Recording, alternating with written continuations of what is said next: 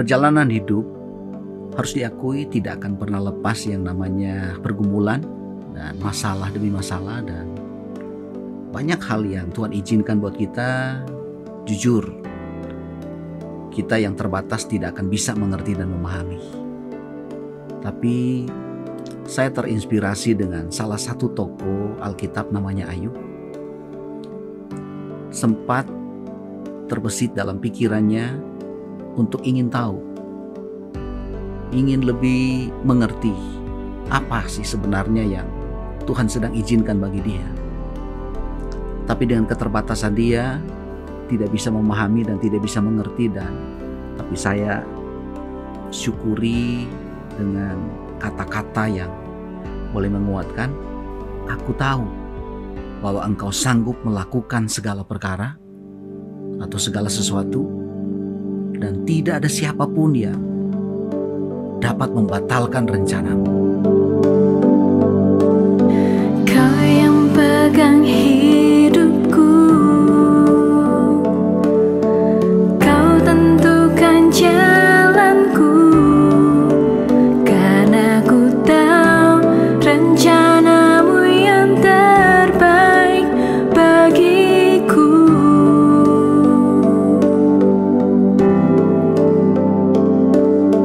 Kaulah harapan hidupku, Kau jaminan hidupku. Ku percaya rancanganmu yang terbaik bagiku.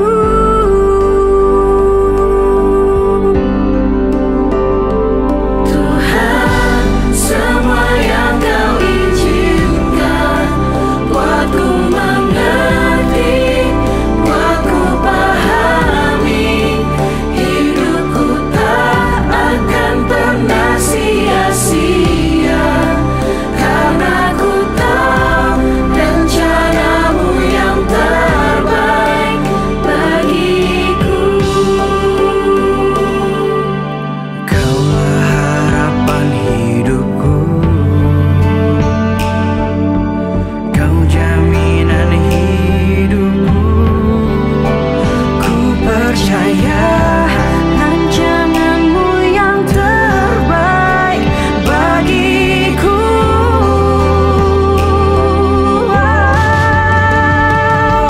Tuhan, semua yang Kau izinkan buatku mengerti, buatku pahami. Hidupku tak akan pernah sia-sia, karena ku tahu rencanamu yang terbaik bagiku.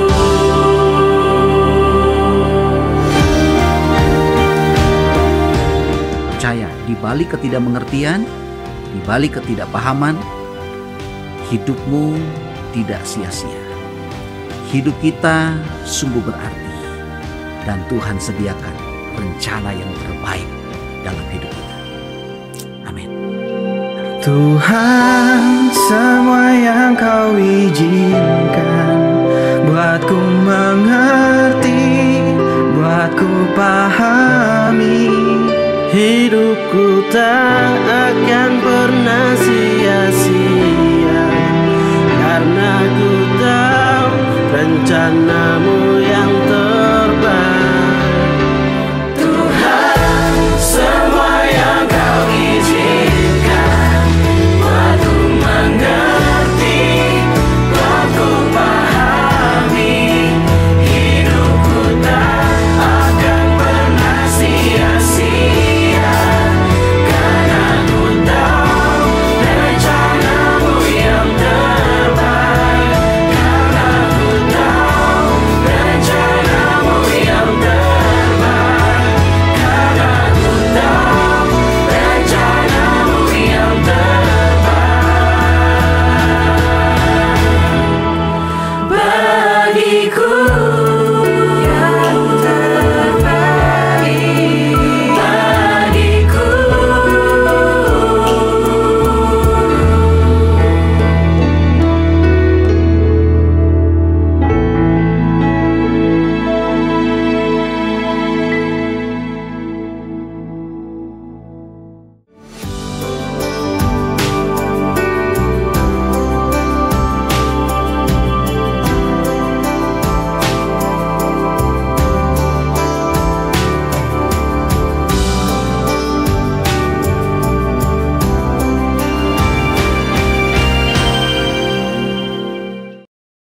Shalom Bapak Ibu, kita bersyukur buat kesempatan hari ini juga Tuhan beri waktu lagi buat kita untuk sama-sama belajar akan kebenaran firman Tuhan.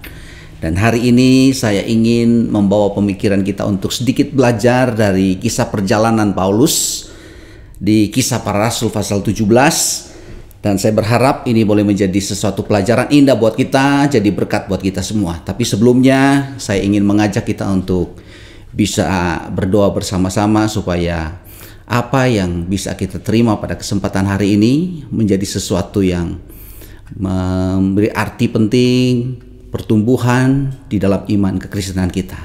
Mari kita tunduk kepala, kita berdoa. Bapa, kami bersyukur, terima kasih buat kesempatan hari ini.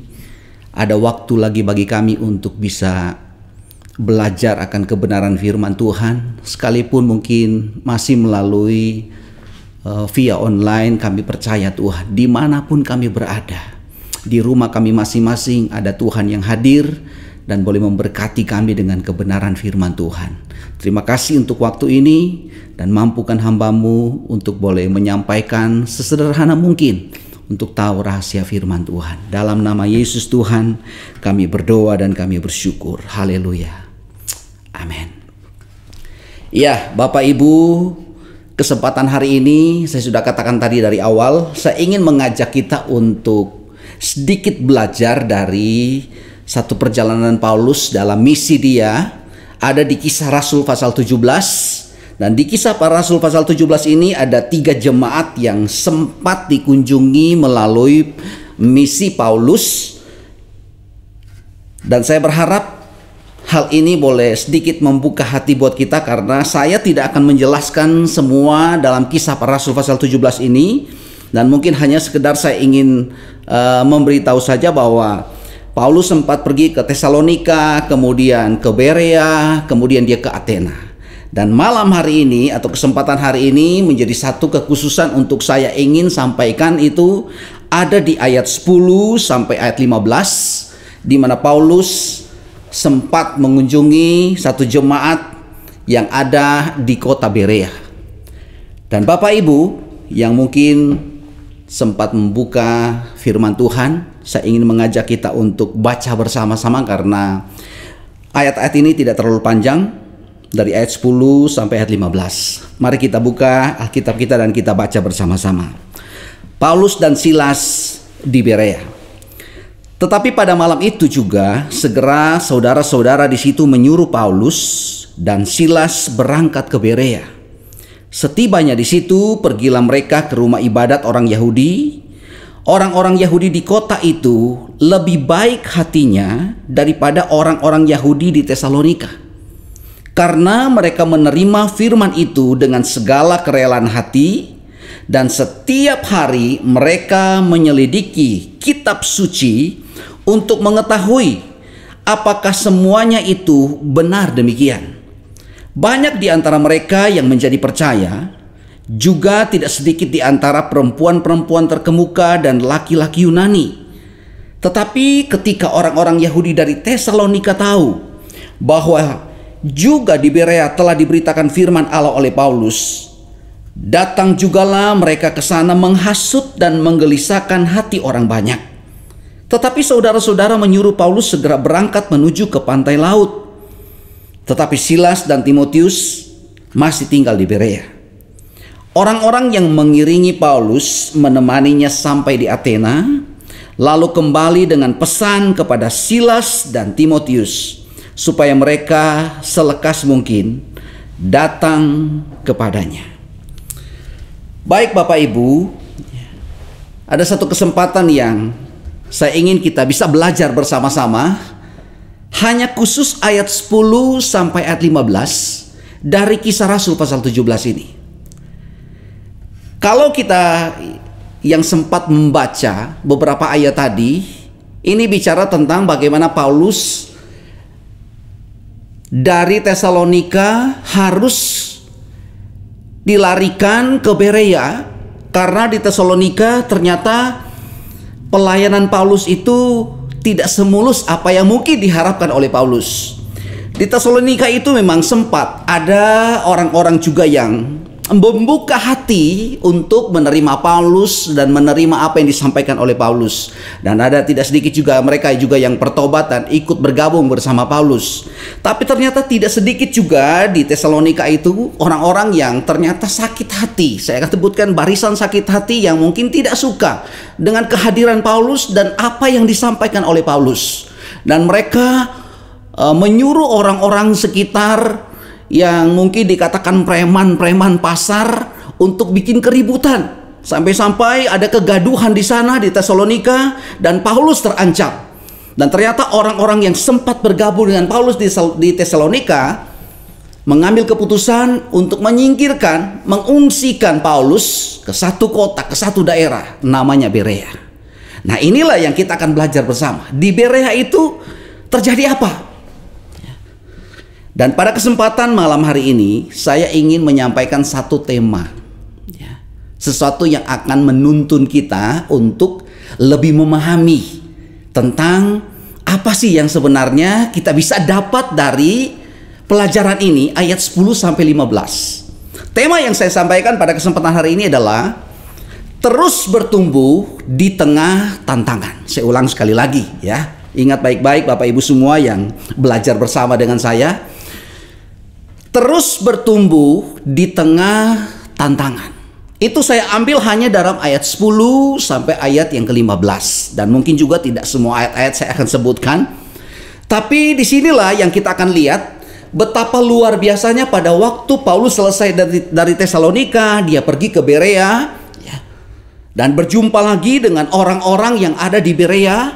Ya, saya katakan orang-orang Yahudi yang tinggal di Berea. Dan ternyata kehadiran Paulus itu sungguh-sungguh membuat sesuatu yang sedikit nyaman bagi Paulus. Ya. Kenapa saya sebutkan sedikit nyaman? Karena ternyata tema yang saya sampaikan tadi ada istilah kata tantangan.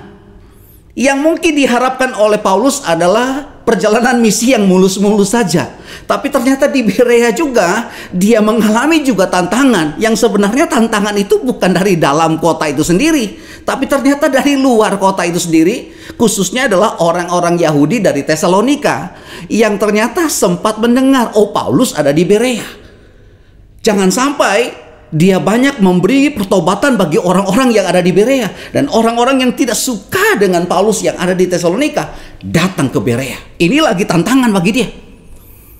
Itu sebabnya saya katakan di tengah tantangan jemaat Berea masih terus dan terus mau bertumbuh di dalam kerohanian mereka bersama dengan Tuhan. Dan kesempatan hari ini saya akan berikan beberapa hal. Apa saja yang membuat jemaat Berea ini terus bertumbuh di tengah tantangan yang mereka harus hadapi.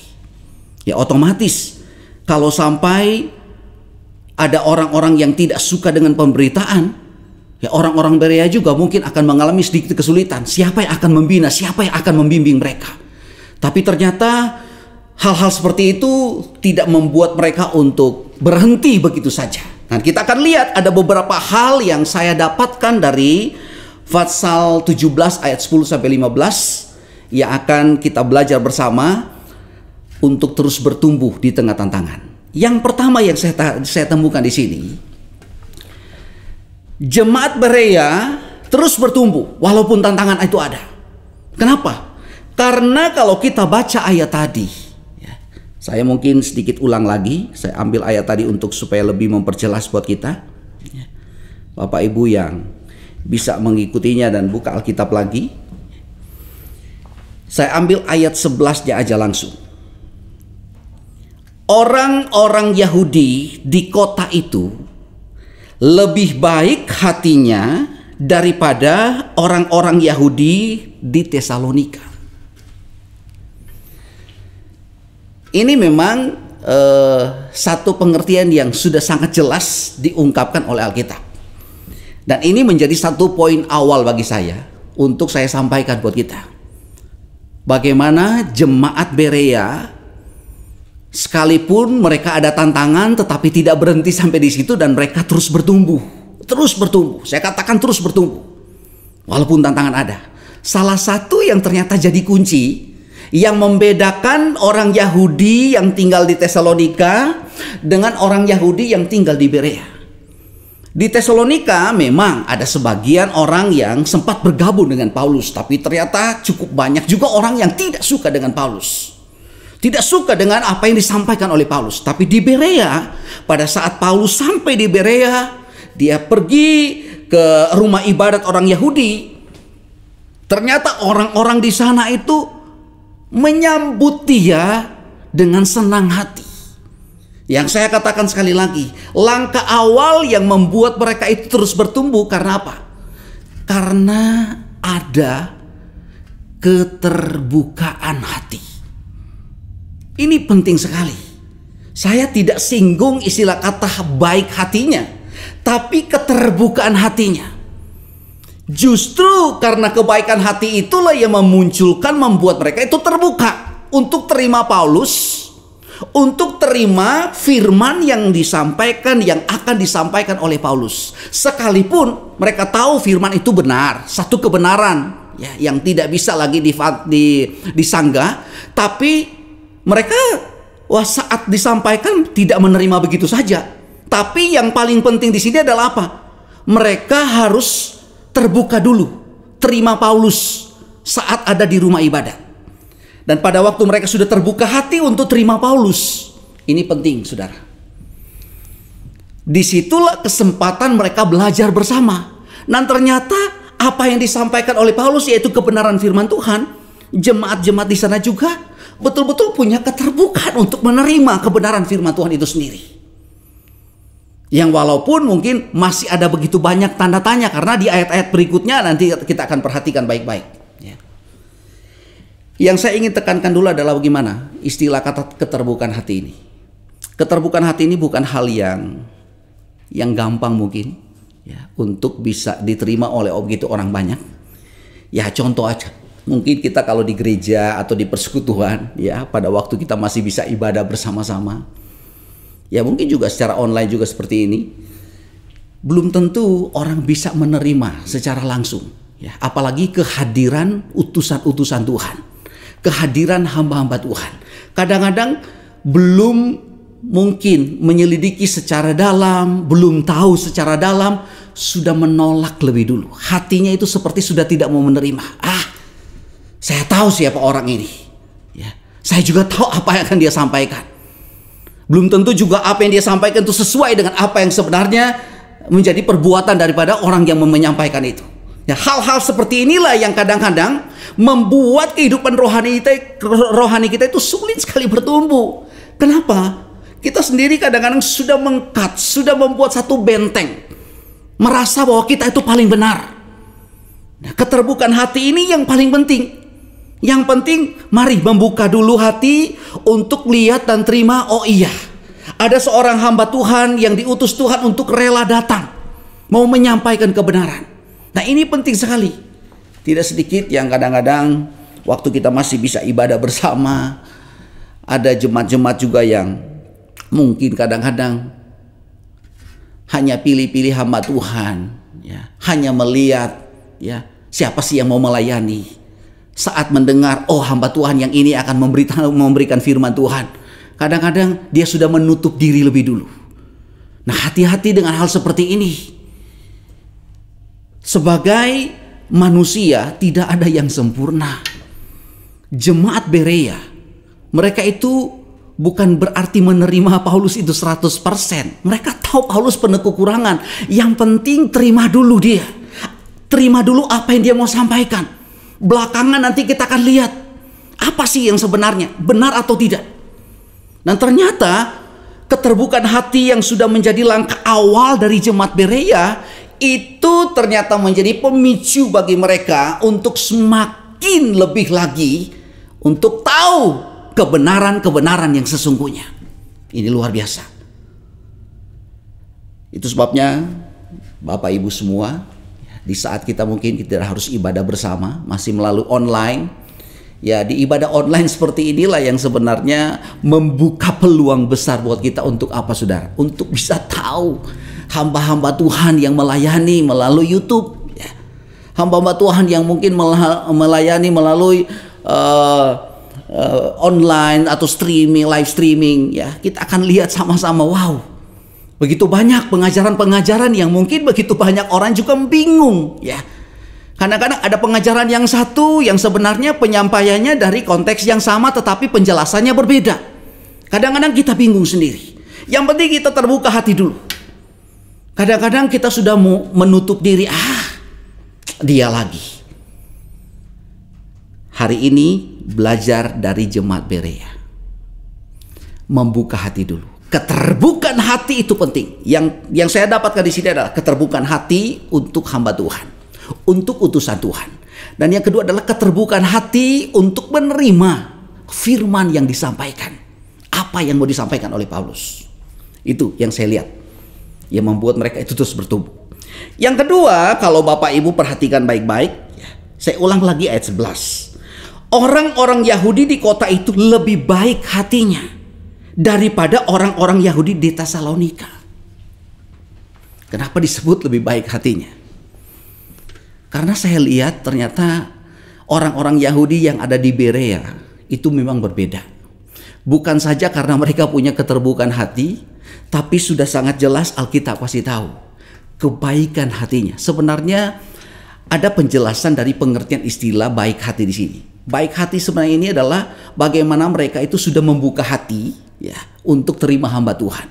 Tapi saya lebih condong lagi untuk memberitahu, bicara soal kebaikan hati itu tidak cukup hanya untuk keterbukaan hati saja, terima hamba Tuhan, terima firman Tuhan. Tapi betul-betul ada sesuatu perbedaan yang ada di dalam, ya. Orang yang baik hati itu betul-betul mereka itu mau untuk diajar, ya. Mereka lihat ada hamba Tuhan yang datang, ya. Mereka tidak harus berpikir secara negatif dulu. Ini hal-hal yang membedakan. Orang-orang yang ada di orang-orang Yahudi yang ada di Tesalonika itu berbeda, sangat berbeda. Belum tahu apa yang mau disampaikan, dan mungkin juga mereka sudah pernah dengar siapa Paulus, tapi mereka sudah membuat pemikiran, membentengi pemikiran mereka dengan hal-hal yang jelek. Ya, itu muncul dari mana? Bukan saja pikir, tapi dari hati mereka.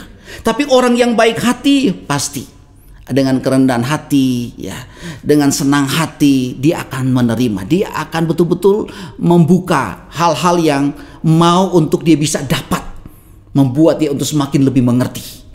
Dan hari ini kita bisa lihat baik hati memang tidak muncul begitu saja.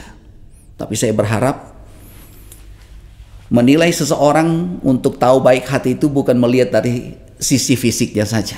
Orang yang selalu senyum belum tentu baik hati, Bapak Ibu. Ya. Orang yang senang tertawa belum tentu baik hati. Tapi baik hati itu akan tercermin. Bukan dari watak kita, bukan dilihat dari covernya kita, tetapi bagaimana dia betul-betul bisa menunjukkan, ya, cara dia berpikir, cara dia bisa berkata-kata, cara dia bisa merespon, ya, orang-orang yang sekitar atau hal-hal yang lain yang betul-betul bisa membuat dia atau membuat orang lain itu senang. Nggak gampang memang, ya, sangat tidak gampang. Itu membutuhkan perubahan yang luar biasa, dan dia bisa membentuk itu hanya adalah Tuhan. Itu sebabnya saya katakan sekali lagi, mari munculkan hal itu. Ini yang membuat juga jemaat Berea terus bertumbuh. Tidak hanya keterbukaan hati untuk utusan Tuhan, untuk hamba Tuhan, untuk firman Tuhan, tapi mereka juga punya kebaikan hati. Dan yang ketiga yang saya temukan di sini, kalau Bapak Ibu perhatikan baik-baik, ini menarik sekali. Ya, saya punya catatan yang saya sudah rangkum. Alkitab katakan tadi, ya, mereka itu tidak disebut baik hati saja, tapi mereka itu menerima firman Tuhan itu dengan kerelaan hati. Sudah ada keterbukaan hati, sudah ada kebaikan hati, dan ternyata Alkitab melengkapi lagi kerelaan hati ini. Rela, senang. Ini gak mudah. Berapa banyak jemaat kita atau mungkin juga anak-anak Tuhan yang sulit sekali bertumbuh dan terus bertumbuh dalam kerohanian. Kenapa? Karena kadang-kadang hanya sekedar store muka ke gereja. Bukan sedikit, saudara. Kadang-kadang hanya sekedar mungkin merasa, oh hari Minggu saya harus ke gereja, oh hari Kamis ada persekutuan saya harus ke persekutuan. Tapi apakah itu memang betul-betul dari sesuatu yang hadir dalam hati kita dengan kesenangan, kerelaan, atau hanya sekedar mengikuti jadwalnya saja? Atau hanya sekedar rutinitasnya saja? Nah, ini penting untuk kita pahami baik-baik. Tidak sedikit juga mungkin orang sudah hadir di gereja, sudah datang di gereja, sudah datang di persekutuan, sudah memuji Tuhan. Mungkin juga pujian membuat dia harus menangis. Ada emosional terjadi di situ. Tapi saat firman Tuhan disampaikan, kadang-kadang dia tutup diri, saudara. Ada hal-hal yang mungkin membuat dia, wow, kayaknya firman Tuhan ini kok kena sekali sama saya ya. Pendeta itu tahu dari mana ya masalah saya. Hal-hal seperti ini kadang-kadang sudah membuat kita untuk apa? Untuk tidak terima lagi, tidak suka lagi dengan firman Tuhan. Dan hari ini kita belajar dari jemaat Berea. Sudah pasti apa yang disampaikan oleh Paulus mungkin ada memunculkan bukan hanya sesuatu yang menyenangkan. Ada hal-hal yang mungkin juga membuat hati mereka itu tergelitik, saudara. Ya, karena saya yakin Paulus menyampaikan ini pasti ada penyampaian-penyampaian yang tidak hanya sekedar bicara tentang pribadi Yesus, tapi bagaimana dia bicara tentang pertobatan. Pasti ada banyak orang juga tidak suka dengan itu. Tapi jemaat Berea kasih pelajaran. Tidak jauh berbeda dengan orang-orang Yahudi yang ada di Tesalonika. Jemaat Berea terus mengikuti dengan senang hati. Karena mereka tahu sedang disampaikan oleh Paulus adalah satu kebenaran yang akan mengubah hidup mereka.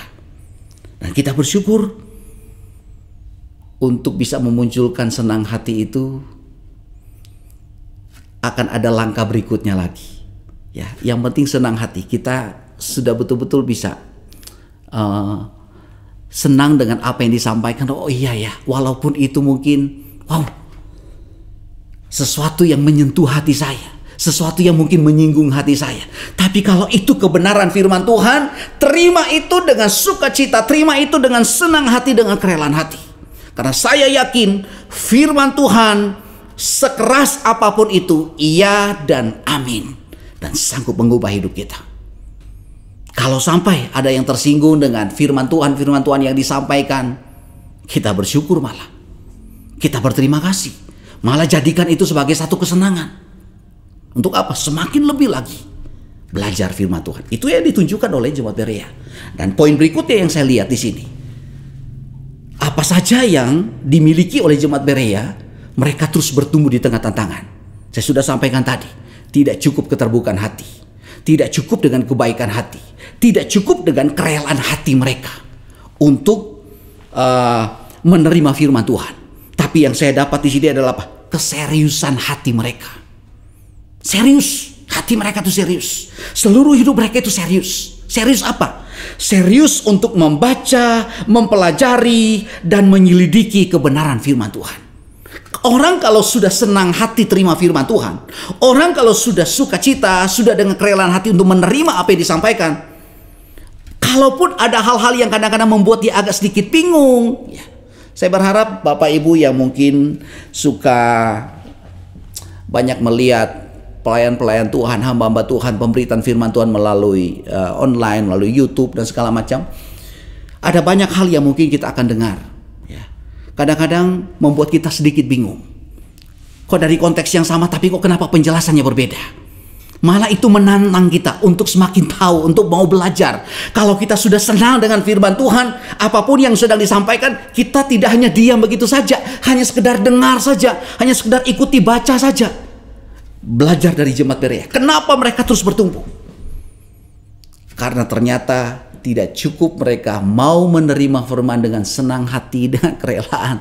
Tapi mereka ada keseriusan hati. Kenapa saya sebut serius?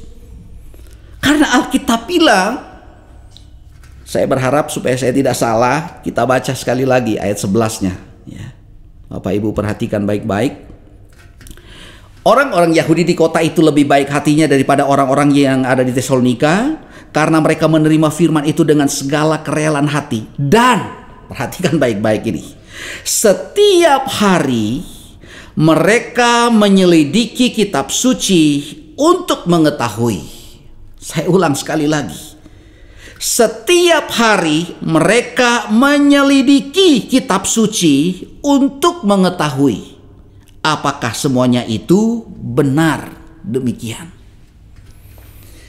Saya saat membaca ini saya bilang, wow, ternyata kehadiran Paulus itu mungkin ya mereka belum bisa menerima secara 100% ya.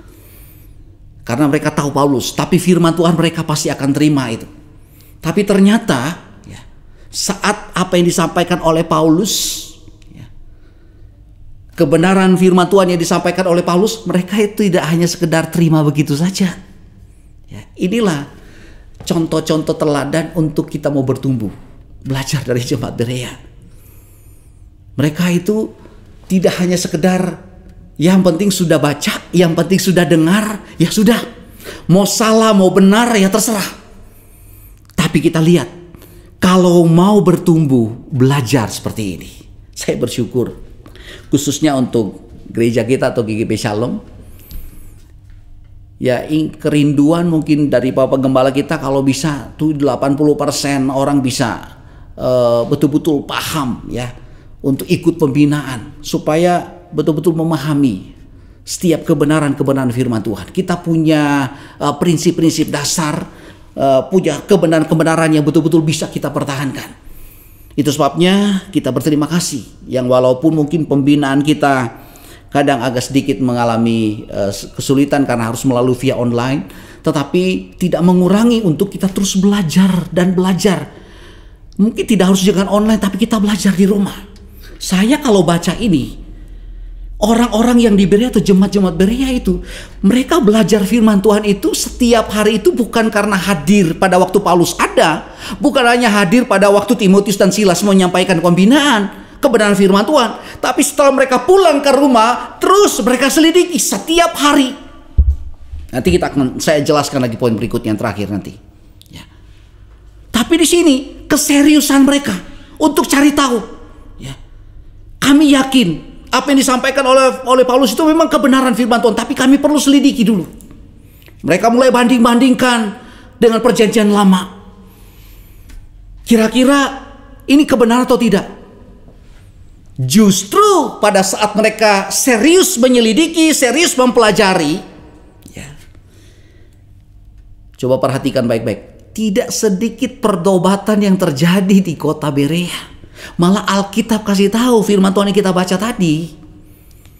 Tidak sedikit perempuan-perempuan dan laki-laki terkemuka di kota itu bertobat, bergabung bersama dengan anak-anak Tuhan yang lain. Karena apa? Ada keseriusan. Mereka belajar. Walaupun mereka mungkin namanya juga orang-orang ketermuka, orang-orang yang betul-betul punya nama. Orang-orang yang betul-betul punya satu pribadi yang mungkin dihargai, dihormati, ya. Tapi firman Tuhan sudah memberitahu mereka mau belajar, mereka mau menyelidiki. Saya pada waktu mengambil istilah arti menyelidiki ini, ya, saya mohon maaf bagi jemaat Tuhan, ya, mungkin saya pakai istilah sedikit yang jarang mungkin orang jemaat-jemaat umum bisa tahu. Ya. Kata menyelidiki itu kalau dalam bahasa Yunani-nya itu anakrino. Artinya apa? Saya pakai sesederhana mungkin. Itu mengayak. Ya. Mengayak, ya, Bapak Ibu mungkin tahu istilah kata mengayak. Kalau kita mau bikin kue ada tepung atau mungkin barang-barang lain yang perlu kita akan buat, ya kadang-kadang kita suka mengayak dulu untuk memisahkan mana yang perlu untuk kita ambil dan mana yang perlu kita harus buang. Bukan hanya istilah kata mengayak saja, tapi menyelidiki. Mereka pelajari, mereka selidiki dengan sangat teliti dan cermat.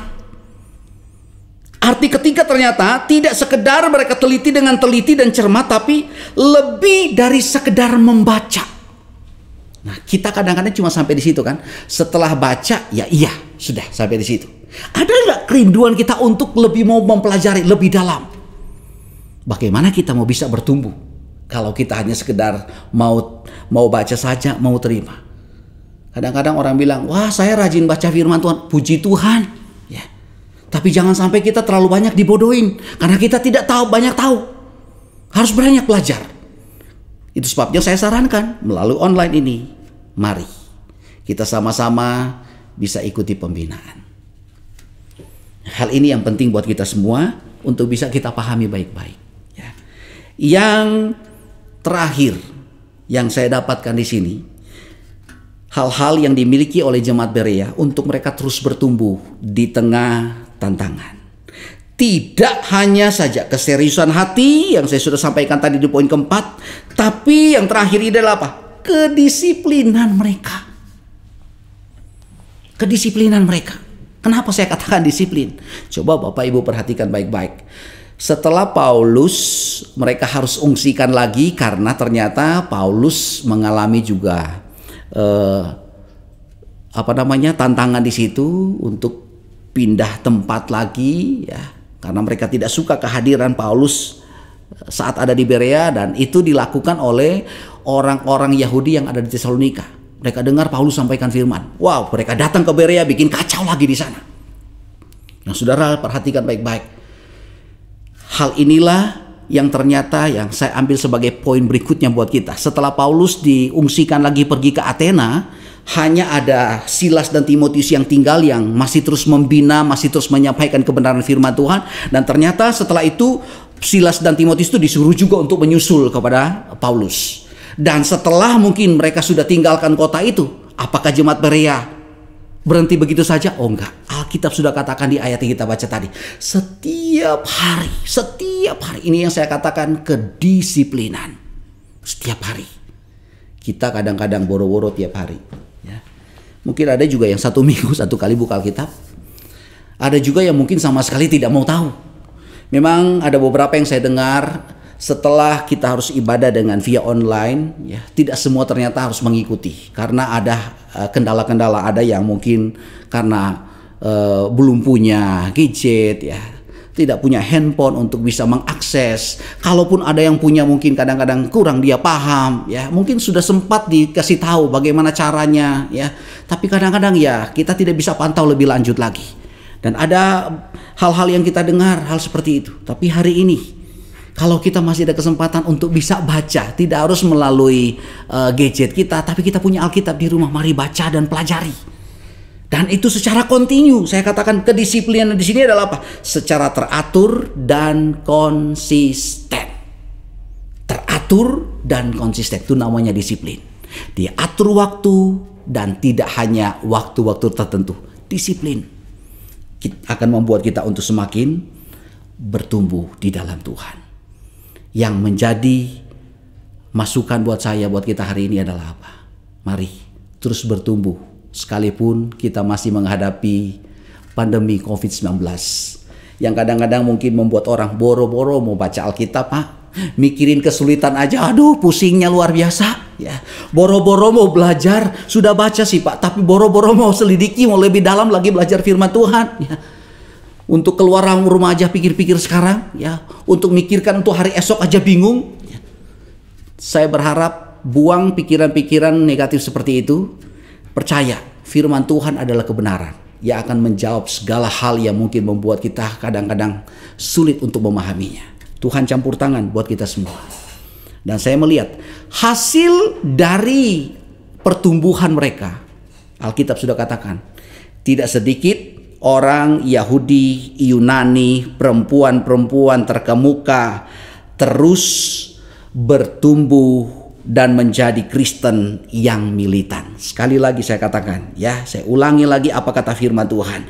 Tidak sedikit yang percaya, orang Yahudi, Yunani, perempuan-perempuan terkemuka terus bertumbuh dan menjadi Kristen yang militan. Mari kita menjadi orang yang tidak begitu-begitu saja, terus bertumbuh di dalam Tuhan di tengah tantangan. Tuhan Yesus memberkati bagi kita semua. Amin. Mari Bapak Ibu kita tunduk kepala, kita berdoa bersama-sama. Kami bersyukur Tuhan untuk kesempatan hari ini. Seberapa kami yang boleh mengikuti untuk siaran online ini, hamba berdoa dalam nama Yesus, Tuhan memberkati dan melengkapi lebih lagi dengan kebenaran firman Tuhan.